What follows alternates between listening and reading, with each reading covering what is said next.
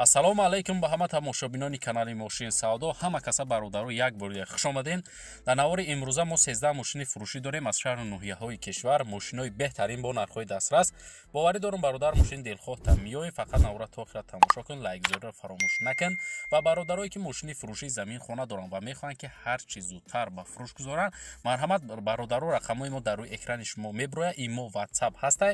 метавонем ба тариқи имо WhatsApp ба мо равон кунем ва мо бошад дар навори оянда пешкаши харидорон мекунем. раҳмат барои дастгириётон, барои лайкотон ки дар ҳар як навор дастгирӣ мекунем. зинда ва сарбаланд бошен. фикротон ҳатман дар зери видео дар комментария нависен ва мо боша мегзарем ба қисми эълонҳои имрӯза. курси имрӯза дар рӯи экрани шумо меброяд. ҳама каса навора сар мекунем. рафтем. навори имрӯзаро бародаро сар мекунем. яке мошини фурӯши ҳастаи Opel Astra F соли барориш 1996, кузов кабриолет, объем мотор боша 1.6 литр, сӯзишворӣ боша бензин, газ, коробкаш автомат. мошин дар ҳолати хуби техникӣ қарор дорад, бе камбудия срочно фурӯхта мешавад. мошин дар шаҳри Хуҷандаи бародаро ва нархша боша мега ҳисобиш 35000 сомон, ки бо рубли имрӯза гардонем 234000 рубл мешавад. харидори аниқ боша гуфта бо арзона мекунем ша. барои маълумоти бештар ба даст овардан дӯстон ба рақамҳои дар рӯи экран да муроҷиат кунед ва маълумоти пурра ва аниқтараи худи бародар дарёфт кунед. марҳамат, занг занед. дуюм мошини фурӯши ҳастаи Opel Astra F соли барориш 1997, объем мотор боша 1.6 литр, сӯзишворӣ боша бензини холӣ, коробкаш механика. мошин дар ҳолати хуби техникӣ қарор дорад, электропакет дорад, кондитсионер 100% кор мекунад, документошам ҳастаи 4 баллони нав дорад, ягон камбудӣ надорад. мошин гуфтаи срочно фурӯхта мешавад.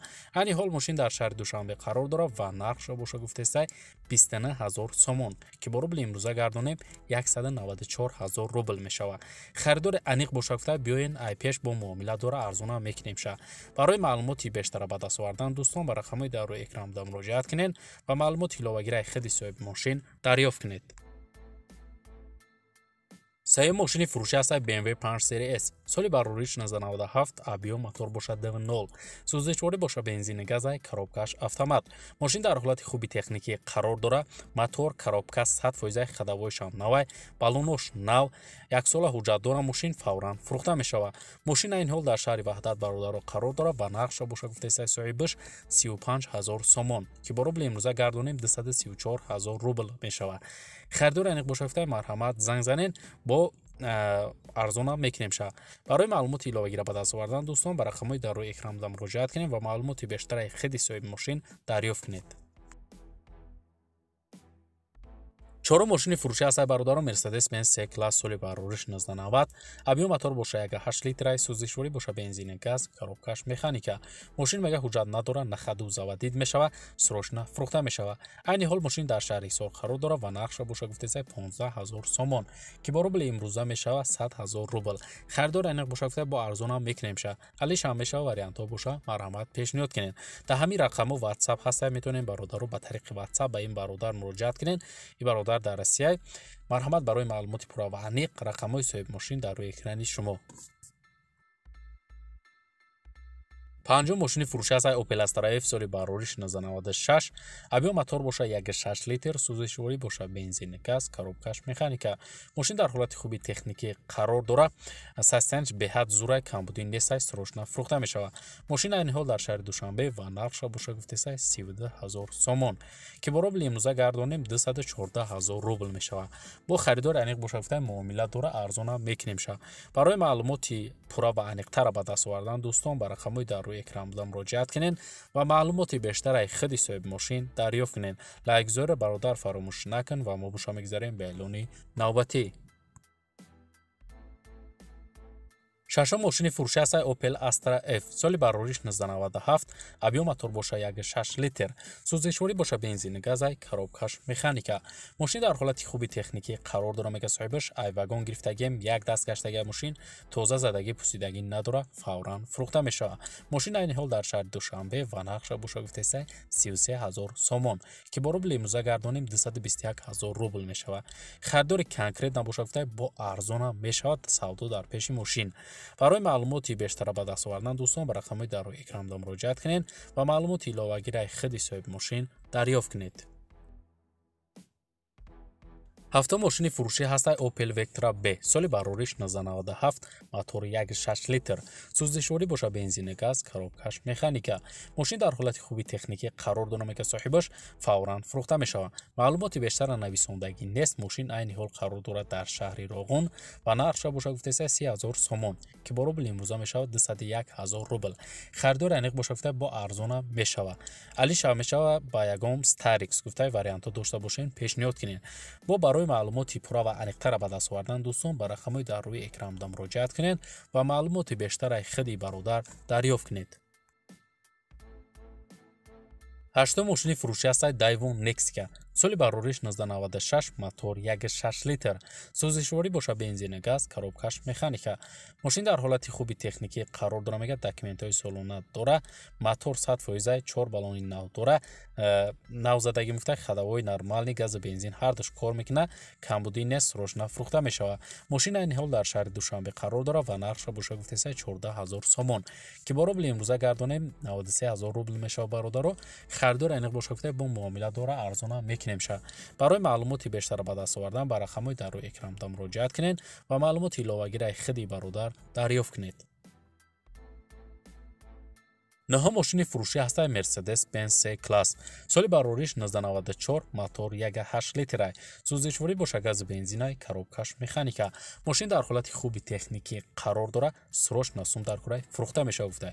Айни ҳол мошин дар шаҳри Душанбе ва нархша боша гуфтаиста 35,000 сомон, ки бо рубли имрӯза гардонем 234,000 рубл мешавад бародаро. Харидори аниқ боша гуфтай бо арзона мекунемша.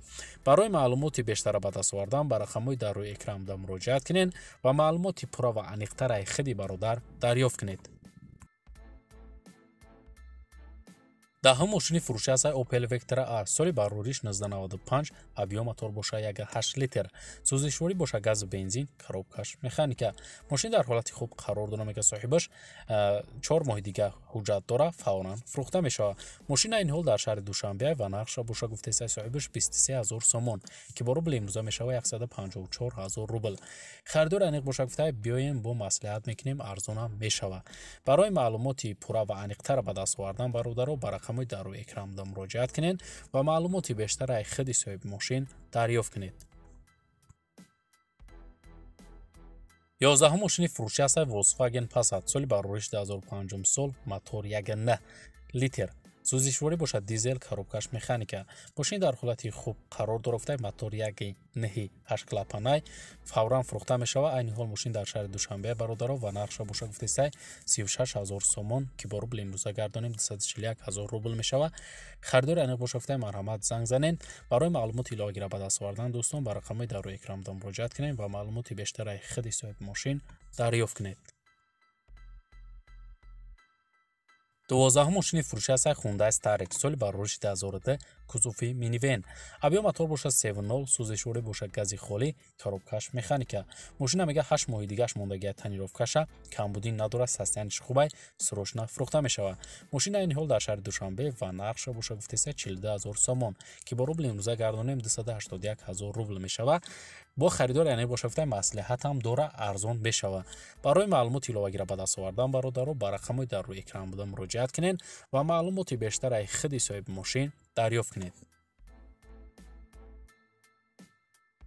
мегзарем ба эълони 13-ум Daewoo Lacetti. соли барориш 2007 сол, объем мотор боша 1.6 литр, кузов седан, сӯзишворӣ боша газу бензин, коробкаш механика. мошин дар ҳолати хуб 4 баллони нав задагӣ муфтай Техас мотор 1 сола ҳастай. Масъалааш нав алиш кардагим состоянияш беҳад хубай, фавран фурӯхта мешавад. айни ҳол мошин дар ноҳияи Ҷабор Расулов бародаро қарор дорад ва нархша боша гуфтаиста 33,000 сомон, ки бо рубли имрӯза мешавад 221,000 рубл. харидори аниқ боша гуфтай марҳамат занг зани муомила дора. барои маълумоти иловагира ба даст овардан бародаро ба рақамҳои дар рӯи экран буда муроҷиат кунед ва маълумоти пурра ва аниқтара ай худи соҳиби мошин дарёфт кунед. ва бародарои азиз, дар ҳамин ҷо имрӯза эълонҳои мо мисли ҳар вақта ба анҷом мерасад. раҳмат ки навора то охира тамошо кардем. зинда бошем бародаро. мо ҳар рӯза эълонҳои нав ба нави мошинҳои фурӯшӣ дорем. то навори оянда дар ҳар ки ҷой бошен худтон эҳтиёт кунед. худованд нигаҳбони ҳар яки мову шумо бошад. то навори оянда хайр.